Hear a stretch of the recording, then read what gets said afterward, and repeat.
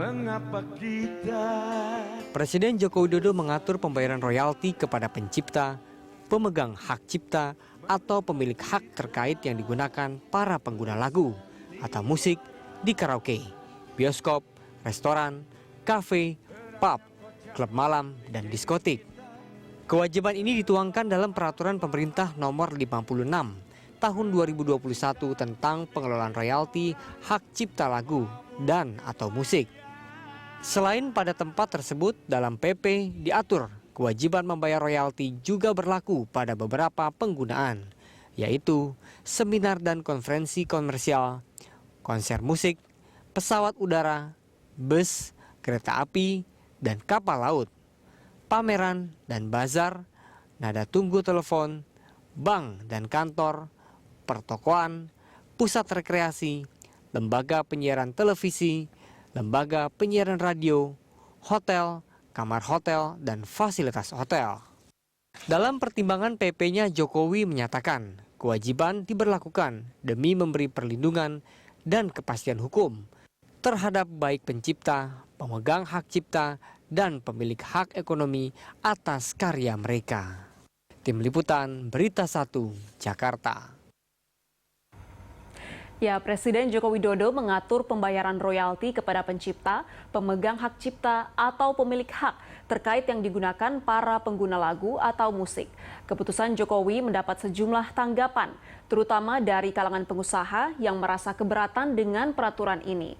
Untuk membahas hal tersebut, saat ini kita sudah tergabung dengan musisi sekaligus Ketua Federasi Seniman Musik Indonesia atau FESMI, Chandra Darusman, dan anggota bidang advokasi Perhimpunan Hotel dan Restoran Indonesia PHRI Yuno Abeta Lahai. Kita sapa dulu kedua narsum kita. Halo, selamat siang Pak Chandra. Selamat siang Mbak Gita. Oke, gimana kabarnya Pak? Sehat? Insya Allah sehat.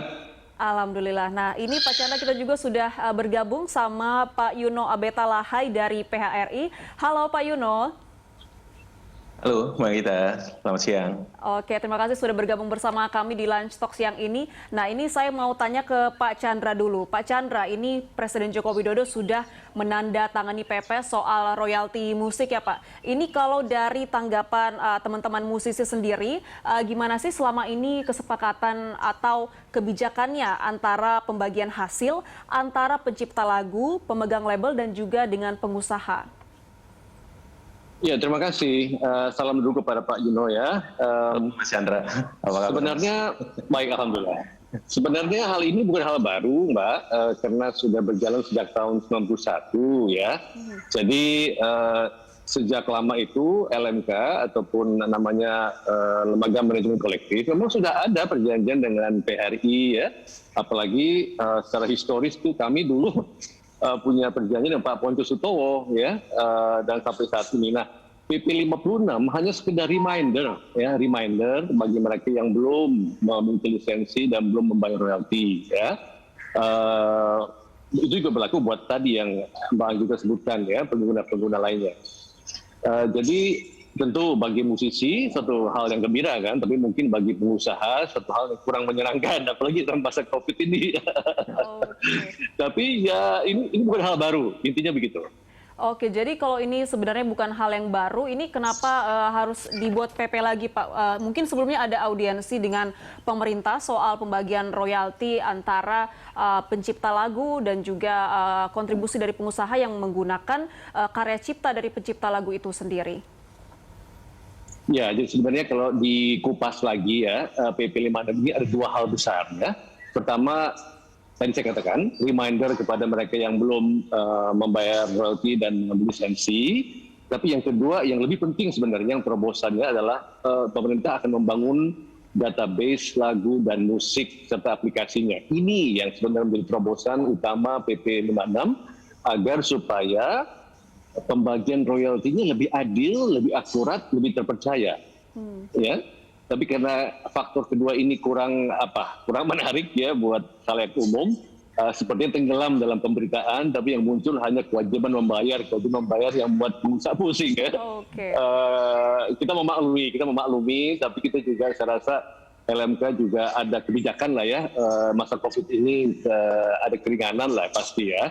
Jadi kita nggak mau membebani para pengusaha gitu. Kira-kira gitu Mbak. Oke, nah seperti yang tadi Pak Chandra bilang, ini digulirkannya PP ini biar lebih adil pembagiannya dan juga lebih terpercaya. Memang selama ini seperti apa Pak pembagiannya ke teman-teman musisi? Seperti sama ini, memang sudah ada polanya. Jadi begitu royalti terkumpul setiap tahun, itu setelah dipotong biaya administrasi, semuanya dibagi habis. Ya, bagaimana membaginya? Membaginya berdasarkan laporan penggunaan lagu. Nah, disinilah kurang akurasinya karena pusat database itu belum pernah dibangun selama ini. Ada dibangun, tapi masih tercecer-cecer di sana sini. Ya. Untuk supaya pembagian royaltinya lebih adil dan lebih terpercaya, maka dibuat pusat database ini gitu. Jadi ini sebenarnya masalah internal kita ya, dunia musik ya, agar supaya lebih adil. Tapi yang jelas pasti dibagi habis itu royaltinya setelah para pengusaha yang berbaik hati sudah membayar royalti. Dan untuk itu kami berterima kasih. Oke, jadi yang saya tangkap selama ini mungkin kurang adil pembagiannya dikarenakan belum adanya database soal karya-karya atau dari ciptaan pencipta lagu tersebut. Nah, ini kita ke Pak Yuno Abetalahai. Nah, Pak Yuno, ini kalau dari tanggapan pengusaha sendiri bagaimana dengan adanya PP ini? Ya, Mbak Gita, jadi memang tadi Mas Chandra udah jelasin juga, ini bukan barang baru lagi ya Mas Chandra ya sebetulnya. Dari yang sebelumnya itu udah ada juga kok 28 tahun 2014 yang memang sudah diatur tentang royalti bagi karya cipta dan juga pembayaran royalti dari hotel dan restoran di unit-unit usaha kita. Bahkan tadi betul Mas Chandra juga sampaikan memang kalau khusus hotel, memang PHR ini hotel dan restoran, tapi khusus hotel nih Mas Chandra, kita pernah tanda tangan MOU di 2016 ya Mas Chandra ya. Kita pernah tanda tangan MOU, jadi memang di situ pola penghitungan sebetulnya yang jadi permasalahan.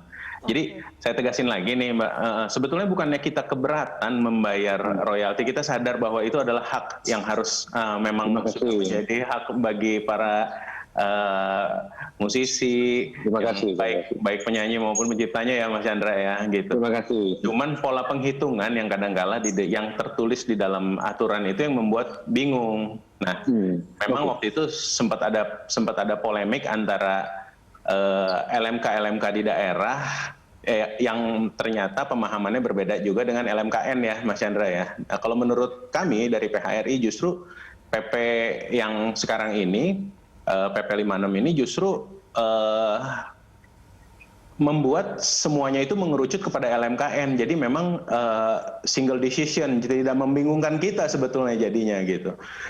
Itu bicara tentang siapa yang berkewenangan untuk menerima pembayaran. Kalau yang sebelumnya kita kisruh selain poin-poin tentang proses perhitungan, fair atau tidak fair, lalu siapa yang menerima pembayarannya, itu kita sempat masalah. Tapi kalau dengan PP 56 ini udah jelas, ini semua LMKN. Nah, tadi yang Mas Chandra sampaikan, memang kalau hotel sudah kita sederhanakan pola perhitungannya di tahun 2016. Yang jadi problem itu adalah memang kalau saya bicara spesifik tentang hotel dan restoran ya Mas Chandra ya, kadang-kala ini kan dari mulai kemarin udah muncul beritanya, Mas Chandra bener nih, ini yang diberitain hanya ada kewajiban membayar seolah-olah kemarin-kemarin nggak bayar, padahal kita udah bayar juga royalti itu gitu loh. Jadi saya nggak mau terjebak dengan pemberitaan, PHRI tidak mau terjebak dengan pemberitaan seolah-olah nanti jadi kayak ada semacam konflik di antara kita. Justru enggak, justru ini semakin mempertegas, semakin memperjelas. Cuman memang balik lagi nih Bang Gita nih Mas Chandra, kalau kita bicara tentang definisi adil atau fairnya tuh gimana? Nah memang proses ngitungnya ini agak susah, Di MOU yang hotel tahun 2016 itu kita sederhanakan dengan menjadi 5 kategori memang waktu itu. Tapi acuannya hanya jumlah kamar waktu itu. Nah itu, dan itu berjalan. Nah sekarang kalau misalnya di restoran, nah itu juga menjadi pertanyaan lagi dari pengusaha restoran.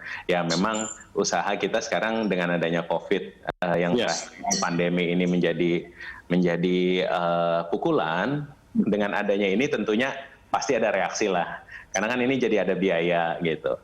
Nah, tapi yang paling penting kalau kami menyorotinya sebetulnya gini Mas Chandra. bagi kami usul harusnya terhadap pemerintah juga, kategorinya itu bukan hanya bicara kategori unit usahanya apa aja, tapi yang paling penting ada dua hal yang harus dibagi, yaitu adalah yang menerima manfaat langsung dari pemutaran lagu dan yang tidak menerima manfaat langsung.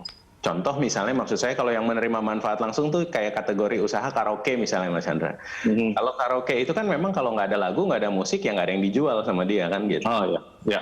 Tapi kalau hotel dan restoran kan sebetulnya kategorinya kita jualannya kamar. Iya. Restoran juga jualannya makanan. Musik itu kan hanya jadi kayak semacam mood booster gitu ya, Mas Chandra ya, gitu di tempat kita. Nah itu yang belum diurai sebetulnya di PP itu gitu. Jadi belum ada kategori itu, belum terbagi gitu. Jadi kategori mendapat manfaat langsung ataupun kategori yang tidak mendapat manfaat langsung. Nah bagi pelaku usaha yang tidak berkategori mendapat manfaat langsung, nah ini kalau tarif ataupun besaran biayanya itu disamakan, nah tentunya ini menjadi polemik, menjadi protes. Seputar itu sih kalau menurut saya. Tapi yang perlu kita garis bawahi di sini, Mbak Anggita sama Mas Chandra, kami pelaku usaha hotel dan restoran betul-betul menghargai karya cipta musik, apalagi karya cipta musik Indonesia, dan juga bahwa rekan-rekan pemusik itu berhak mendapatkan haknya, yaitu royaltinya. Itu kita udah paham, udah sepakat kita. Oke, Pak Chandra dan Pak Yono, kita masih akan lanjutkan diskusi kita soal ini usai jeda. Pemirsa tetaplah bersama Lunch Talk.